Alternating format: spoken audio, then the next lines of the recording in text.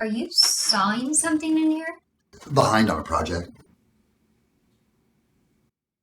Stay at the cheapest motel that has a hot breakfast. Don't let some collared shirt wearing desk weasel substitute a cold box of cereal and an orange for your birthright of bacon and scrambled eggs.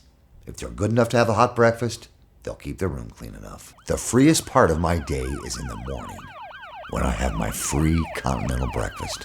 I want to know why you would serve me burnt stuff.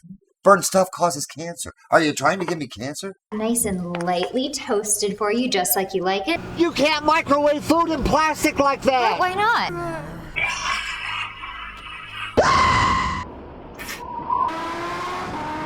Flesh-eating bacteria is not getting me. Flesh-eating bacteria is not getting me. This gentleman is Bill Baker. He used to be food safety inspector. We've met. Now we have Bill Baker here to tell us about his fantastic invention. Bill, let's hear it. That's right. This mattress works by magnetic levitation.